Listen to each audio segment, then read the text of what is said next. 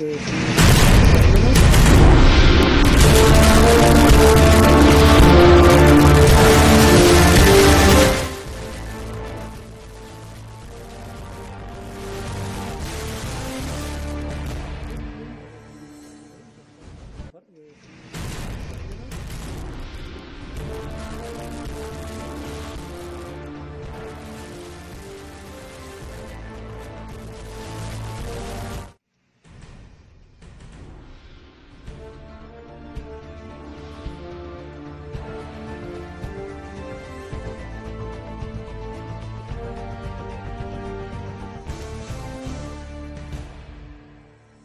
Premier ministre Abiy Ahmed a exprimé son condoléance suite à la mort du dirigeant koweïtien.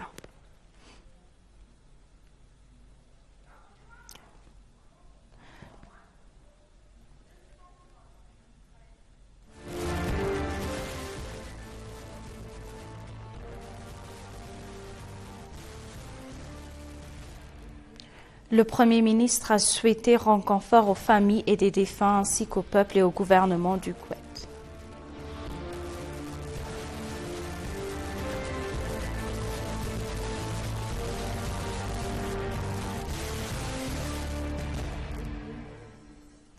Bienvenue, chers téléspectateurs, c'est Alain Taibaro avec le journal du 17 décembre. Le 88e anniversaire de l'armée de l'air éthiopien a été célébré hier en deux manières colorées avec divers programmes en présence du Premier ministre Abiy Ahmed. Le chef d'état-major des forces de défense nationale, le maréchal Birhanu Jula, le commandant de l'armée de l'air éthiopien, le lieutenant-général Yilma Merdassa, les chefs de forces aériennes de divers pays africains, des administrateurs de chefs et des États de la région, des invités ont assisté à la cérémonie de clôture.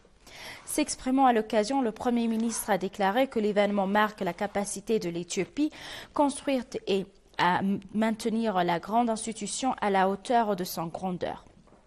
Le Premier ministre a expliqué que la remise des diplômes aux candidats officiers ayant complète leur formation rigoureuse consultée d'une grande réussite pour le développement futur de l'armée de l'air. L'armée de l'air éthiopien est un modèle de persévérance dans la construction d'une grande institution pour la grande Éthiopie, a-t-il ajouté. Abiy a souligné que nous devons poursuivre notre chemin sans être gênés par les petites tentatives de réforme en cours, indiquant qu'il c'est important d'être capable de riposter et d'être prêt à prendre des mesures fiables contre les ennemis. Il a ajouté que l'Éthiopie est un pays qui rend l'hommage aux pays qui ont joué un rôle plus important dans le processus de modernisation de l'armée de l'air.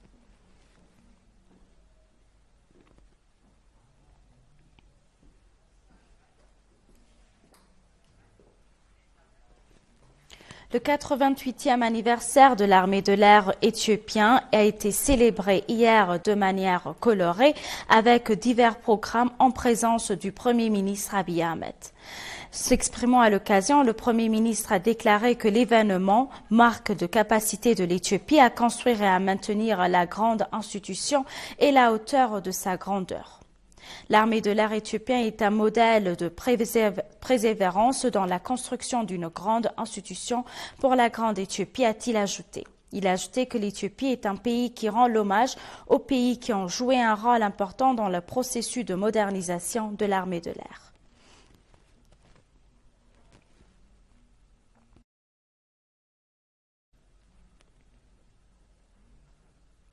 Le chef d'état-major des forces de défense, le maréchal Birhanu Jula, a dévoilé que l'Éthiopie a construit une force de défense solide qui prend en considération les conditions dynamiques et stratégiques nationales et régionales. L'armée de l'air éthiopien a diplômé des pilotes instructeurs de vol, techniciens et officiers supérieurs de l'armée de l'air de demain. Le programme a réuni le Premier ministre et commandant en chef des forces armées Abiy Ahmed, la première dame Zinash Tayacho et le chef d'état-major des forces armées, le maréchal Birhanu Jula, les officiers généraux, les chefs régionaux et les maires, les ministres et commandants des forces de l'air d'Afrique. Le chef d'état-major général des forces armées, le maréchal Brano Jula, dans son discours à cette occasion, a déclaré qu'à la suite de la révolution nationale, les forces terrestres, aériennes, navales et autres unités militaires ont été construites. Parmi les forces armées, l'armée de l'air éthiopienne a été modernisée de manière à lui permettre de remplir efficacement sa mission.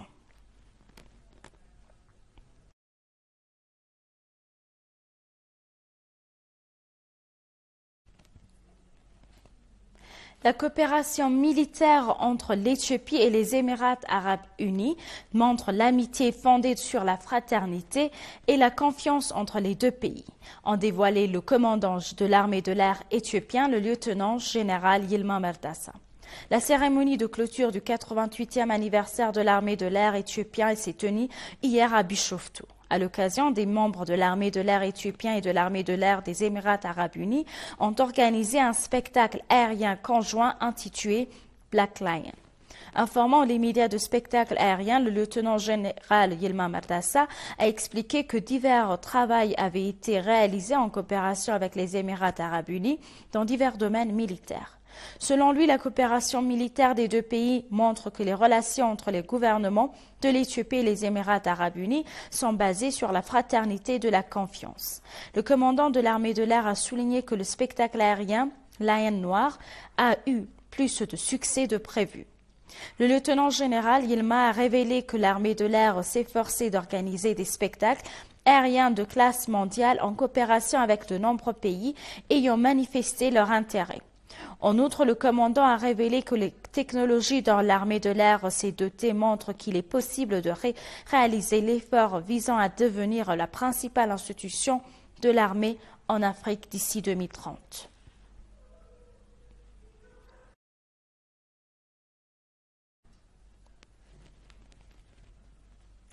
Dans un entretien exclusif avec l'ENA, l'ambassadeur a indiqué que le dialogue structuré tenu entre le gouvernement éthiopien et l'Union européenne au cours de la première semaine de décembre avait été très réussi et constitué un très bon exercice. Le dialogue structuré l'Union européenne-Éthiopie s'est tenu en présence des ambassadeurs des États membres de l'Union européenne et du vice-premier ministre et des Affaires étrangères Selon l'ambassadeur Kobiak, ils ont eu des discussions approfondies sur les questions politiques, les conflits, les droits de l'homme, l'économie, le commerce et le développement, ainsi que sur la manière dont l'Union européenne peut soutenir le pays. L'une des tâches que le gouvernement souhaite que l'Union européenne et les États membres accomplissent est de soutenir le pays afin de surmonter les moments difficiles de point de vue de développement et de l'économie, a-t-il souligné. L'ambassadeur Kobi a souligné que les besoins de développement sont aujourd'hui partout dans le monde et qu'ils augmentent, mais les sommets d'argent n'augmentent pas.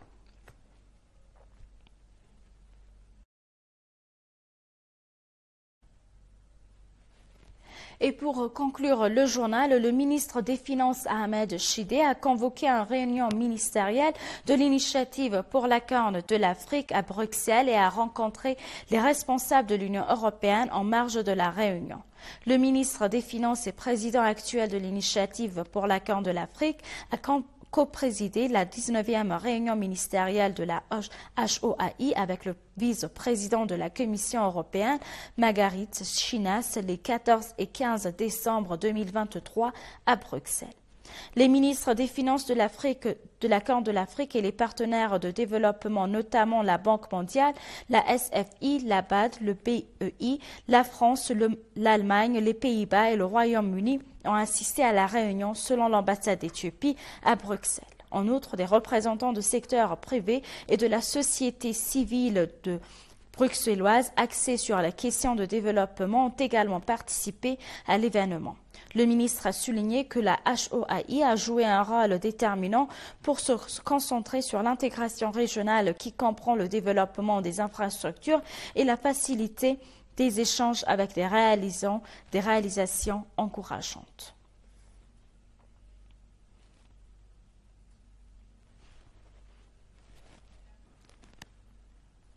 Chers téléspectateurs, nous vous rappelons les titres principaux. Le Premier ministre Abiy Ahmed a exprimé son chagrin suite à la mort du dirigeant kouétien Nawaf al-Ahmad Jabar al-Sabah.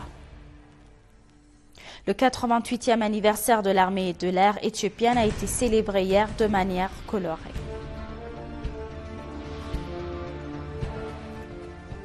Merci chers téléspectateurs, c'est la fin du journal, c'était Aline Taibaro avec le journal. Restez avec nous avec le reste des programmes. Bonne journée.